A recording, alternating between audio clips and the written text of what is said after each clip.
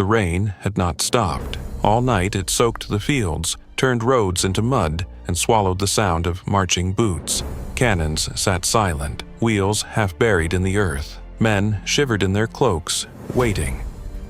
And somewhere in that darkness, Napoleon Bonaparte, the man who had conquered Europe, was about to make the decisions that would end it all. By the next evening, his empire would be gone.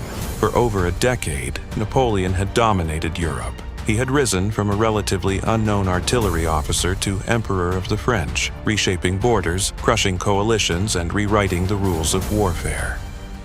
But by 1815, everything had changed. After years of relentless conflict, Europe had finally pushed back. Napoleon was defeated, exiled to the island of Elba, and the Bourbon monarchy restored in France. It should have been the end of his story. It wasn't. In March of 1815, Napoleon escaped. He returned to France, not with an army, but with belief. Soldiers sent to arrest him instead joined him. Towns welcomed him. Within weeks, he marched into Paris without firing a shot. The emperor had returned, but Europe would not tolerate it again. Almost immediately, a new coalition formed. Britain, Prussia, Austria, and Russia determined to end Napoleon once and for all. Armies mobilized. Plans were drawn. Napoleon knew he had one chance. He couldn't wait for all his enemies to gather. If they united, he would be overwhelmed. So he chose speed, precision, and aggression, his trademarks. He would strike first. His target,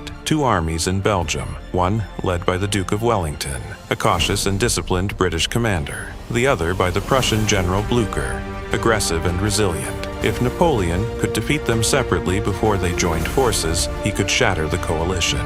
It was a bold plan, and it almost worked. In mid-June 1815, Napoleon moved quickly into Belgium, catching the Allies off guard. His forces drove a wedge between Wellington and Blücher, forcing them apart. At Ligny, Napoleon struck the Prussians. It was a hard-fought battle, but by the end, Blücher's army was beaten and retreating. On paper, it was a victory, but something crucial happened next. Instead of being destroyed, the Prussian army survived. And more importantly, they didn't retreat away from Wellington. They retreated toward him. Napoleon believed they were finished. He assumed they would not return in time to matter. That assumption would prove fatal. Meanwhile, Wellington pulled his forces back to a ridge near a small Belgian village, Waterloo. He chose his ground carefully. The ridge concealed his troops from direct artillery fire. Farms like Hougoumont and Les Haies-Saintes became fortified strongpoints. His army, though smaller, was well positioned. He wasn't trying to win quickly.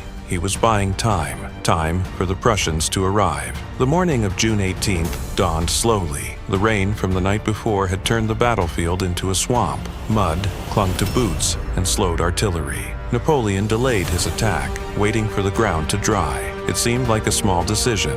It wasn't. That delay gave the Prussians more time to march. By late morning, the battle began. Napoleon opened with an assault on Hougoumont, a fortified farmhouse on Wellington's right flank. What was meant to be a diversion quickly turned into a brutal, drawn-out fight. French troops poured in. British guards held firm. Hours passed. Thousands of men were committed. The fight for Hougoumont became a battle within a battle, consuming resources Napoleon could not afford to lose. Still, the main attack was yet to come. In the early afternoon, Napoleon launched a massive assault against Wellington's center-left. Columns of French infantry advanced uphill through mud and smoke, drums beating, flags flying. It was a classic Napoleonic attack, direct, powerful, confident. But Wellington's army held its ground. Hidden behind the ridge, British and Allied troops rose at the last moment, unleashing devastating volleys at close range. Cavalry charges slammed into the advancing columns. The French attack faltered,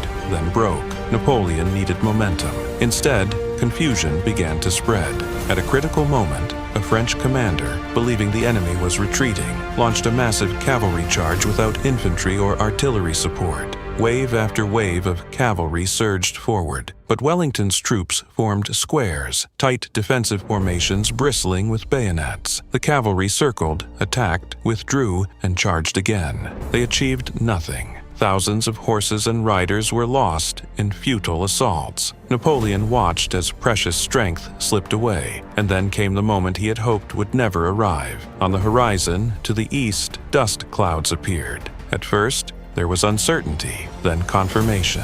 The Prussians were coming. Blücher's army, battered but unbroken, had marched hard through mud and exhaustion, and now they were entering the battlefield. Napoleon's earlier assumption had been wrong. They were not defeated. They were returning. Now the battle shifted. Napoleon was no longer fighting one army. He was fighting two. He diverted troops to hold off the Prussians, thinning his main force against Wellington. The battlefield became chaotic. Multiple fronts, desperate defenses, and constant pressure. Still, there was one last chance. Late in the evening, Napoleon committed his final reserve, the Imperial Guard. These were his elite troops, the veterans who had never been defeated. If anything could break Wellington's line, it was them. They advanced in disciplined silence, up the ridge, into the smoke. For a moment, it seemed possible, but Wellington's troops held. They rose, fired, and shattered the advancing guard. The unthinkable had happened. The Imperial Guard was retreating. Panic spread. If the guard could fall, anything could. French lines began to collapse. Units broke. Soldiers fled. The Prussians pressed harder from the flank. What had begun as a calculated battle turned into a rout. Napoleon's army, once the most feared force in Europe, was disintegrating before his eyes. By nightfall, it was over. Napoleon had lost. Not just the battle, but everything. Within days, he abdicated again. This time, there would be no return. He was exiled to the remote island of St. Helena, far from Europe, far from power. He would die there years later. Waterloo was more than a battlefield defeat. It marked the end of an era. For over a decade, Napoleon had reshaped Europe through war. After Waterloo, the continent sought stability, balance, and peace, at least for a time. Empires would rise again, wars would come again. But Napoleon's story was finished, and yet the question remains, how did it all unravel? It wasn't one single mistake. It was a chain of decisions. The delay caused by rain, the underestimation of the Prussians, the costly distraction at Hougoumont, the unsupported cavalry charges, and finally, the failed gamble of the Imperial Guard. Each moment, on its own, seemed manageable. Together, they were catastrophic. History often turns not on grand plans, but on small decisions made under pressure. At Waterloo, those decisions ended an empire. If you enjoy cinematic stories like this, where history comes alive through the choices that shaped it, subscribe for more deep dives into the moments that changed the world. Because sometimes, all it takes is one night to lose everything.